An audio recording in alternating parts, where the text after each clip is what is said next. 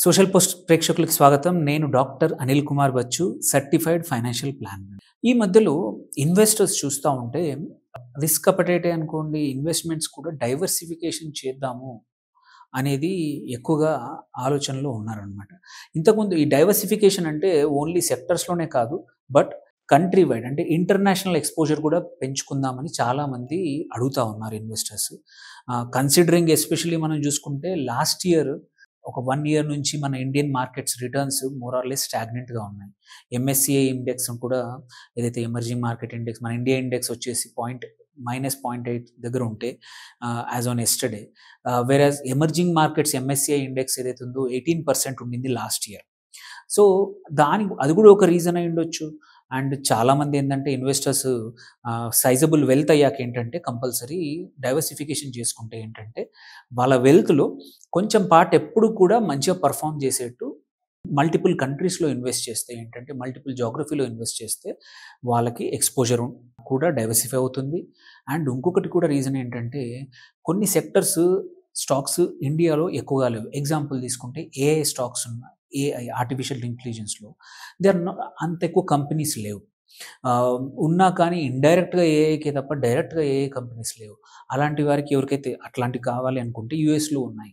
Are కొద్దిమందికి మ్యానుఫ్యాక్చరింగ్‌లో specific manufacturing అనుకున్నప్పుడు మీ అట్లాంటి కంపెనీస్ ఇండియాలో లేకపోతే చైనాలో ఉన్నాయి. ఆర్ కొద్దిమందికి కొన్ని అగ్రి కంపెనీస్‌లో ఇన్వెస్ట్ చేద్దాం అనుకుంటే బ్రెజిల్‌లో ఉన్నాయి. ఆర్ కొన్ని యూరోప్. సో, ఇట్లా ఐదర్ సెక్టర్ ఫోకస్ కూడా కొద్దిమందికి ఇంట్రెస్ట్ ఉంటుంది. ఏది ఇన్వెస్ట్ చేద్దాము దానిలో ఈ సెక్టర్ బాగా పర్ఫార్మ్ చేస్తుందని వాళ్ళకు ఒక థీసిస్ ఉంటుంది.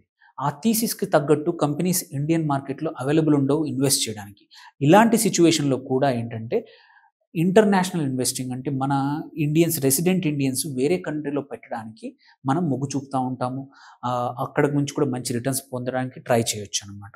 దీనికి ఇవాళ ఇంటర్నేషనల్ ఇన్వెస్ట్‌మెంట్‌కి ఫ్రమ్ ఇండియన్స్‌కి ఏ ఏ అవకాశాలున్నాయో కొన్ని తెలుసుకుందాం. ఒకటి దీనివల్ల ఫస్ట్ థింగ్ ఏంటంటే మీకు డెవలప్డ్ మార్కెట్స్ ఏవైతే ఉన్నాయో వాటికి యాక్సెస్ దొరుకుతుంది. సెకండ్ ఎమర్జింగ్ మార్కెట్స్ ఏవేవైతే ఉన్నాయో వాటిలో కూడా కావాలంటే ఈ ఇంటర్నేషనల్ ఇన్వెస్టింగ్‌తో మనం యాక్సెస్ పొందొచ్చు. అక్కడ కూడా ఇన్వెస్ట్ చేయొచ్చు. అక్కడి స్టాక్ మార్కెట్‌లో కూడా ఇన్వెస్ట్ చేసి అక్కడి కంపెనీల గ్రోత్‌లో కూడా పార్టిసిపేట్ చేసి లాభాలు పొందొచ్చనమాట. దెన్ ఇంకొకటి ఏంటంటే ఎగ్జాంపుల్ తీసుకుంటే యూఎస్‌లో అయితే టెక్నాలజీ స్టాక్స్‌కి ఎక్స్‌పోజర్ దొరుకుతుంది. గూగుల్ లాంటి స్టాక్స్ కానీ, ఫేస్‌బుక్ కానీ, ఎన్విడియా గానీ ఇలాంటి స్టాక్స్‌కి మనం ఎక్స్‌పోజ్ కావాలనుకుంటే. యూరోప్‌లో అయితే లగ్జరీ గూడ్స్‌కి ఇటాలియన్ గానీ, ఫ్రెంచ్ కానీ, స్పెయిన్‌లో కానీ, జర్మనీలో కూడా లైక్ ఎల్‌విఎంహెచ్ కానీ మల్టిపుల్ లగ్జరీ కంపెనీస్ ఉన్నాయి. అట్లాంటి గూడ్స్ స్టాక్స్‌కి మీరు ఎక్స్‌పోజ్ కావాలన్నా గానీ యూరోపియన్ కంపెనీస్‌లో ఇన్వెస్ట్ చేయొచ్చు. ఏషియాలో మ్యానుఫ్యాక్చరింగ్ వెదర్ జపాన్‌లో అనుకోండి, చైనాలో అనుకోండి, వేరే కంట్రీలో కూడా నువ్వు ఇన్వెస్ట్ చేయాలనుకుంటే ఈ స్పెసిఫిక్ ఇండస్ట్రీలో కూడా మనం ఎక్స్‌పోజర్ వస్తాయి. సో, దీనివల్ల బెనిఫిట్స్ ఏంటి international investment Indian investor benefit ఏంటో చూద్దాం.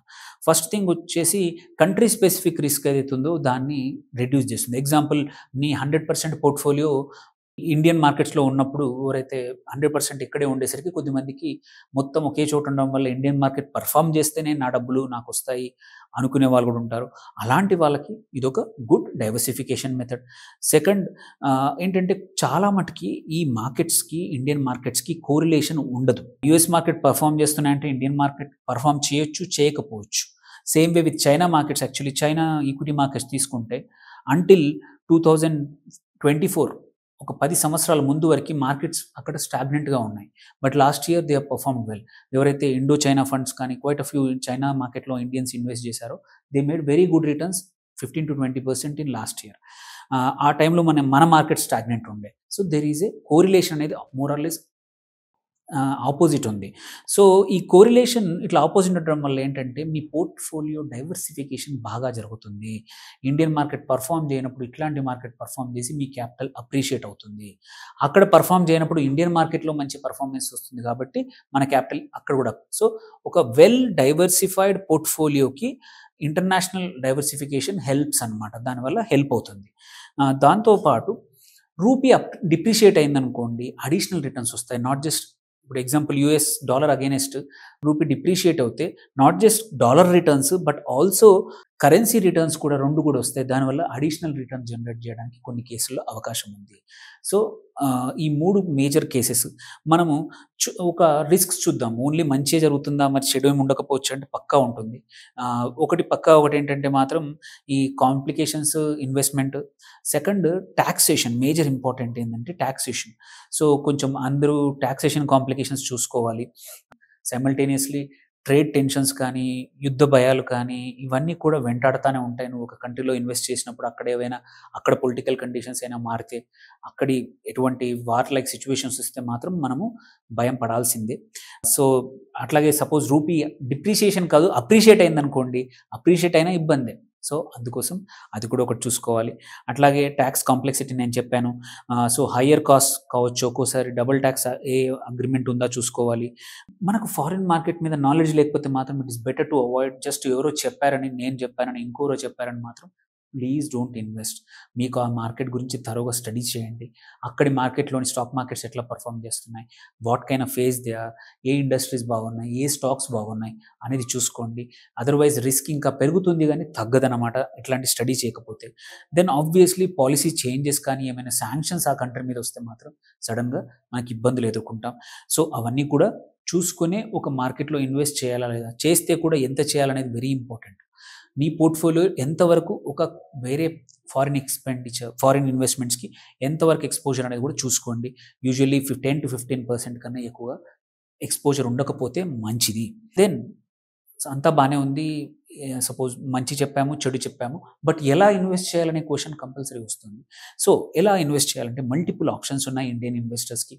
సో, ఒకటి ఆబ్వియస్లీ మన ఇంటర్నేషనల్ మ్యూచువల్ ఫండ్సే కానియండి, ఈటీఎఫ్సే కానియండి, ఇవన్నీ కూడా మనకు ఆప్షన్స్ ఉన్నాయన్నమాట.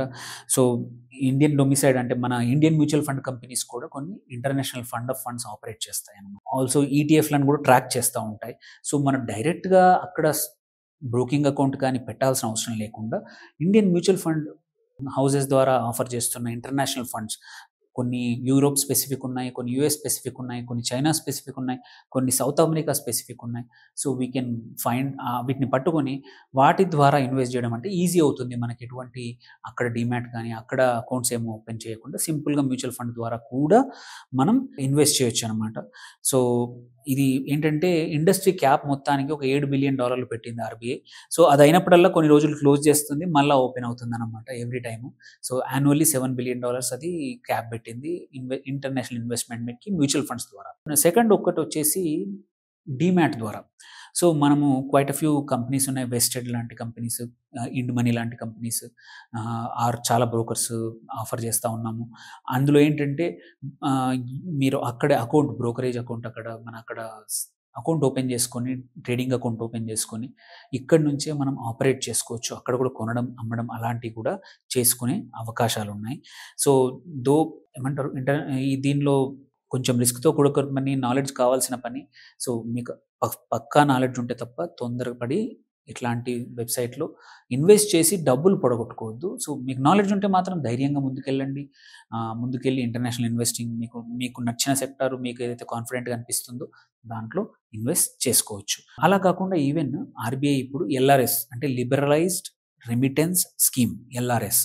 ఈ స్కీమ్ ద్వారా కూడా సంవత్సరానికి $2,50,000 దగ్గర దగ్గర 2 కోట్ల వరకి ప్రతి సంవత్సరం మనము ఈ ప్లాట్‌ఫార్మ్స్ ఇప్పుడు నేను చెప్పిన వెస్టెడ్ గాని, ఇండ్ మనీ గాని, గ్రోవల్ కూడా ఉంది. చాలా యాప్స్ ఉన్నాయి. చాలా కంపెనీస్ ఉన్నాయి which offer international equity investing.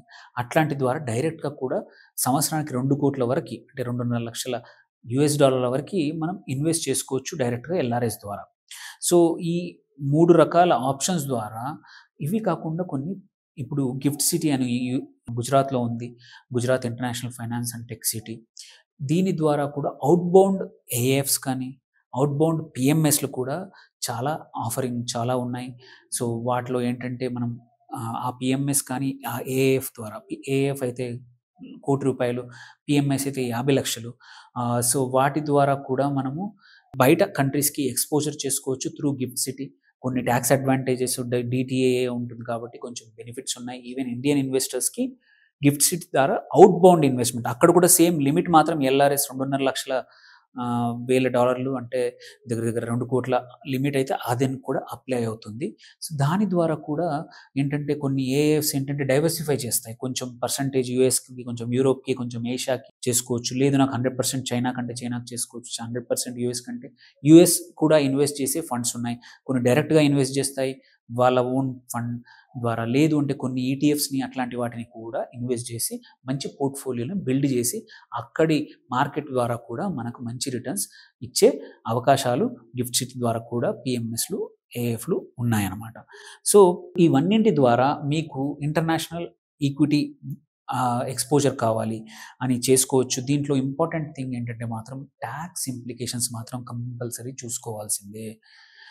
Just because నాకు అవకాశం దొరికింది కదా అని అకౌంట్ ఓపెన్ చేయకండి. తర్వాత సర్ప్రైజ్‌లు రావద్దు. సో మనకి long term capital gain foreign ఇన్వెస్ట్‌మెంట్స్‌లో కూడా 12.5% అక్కడ కూడా.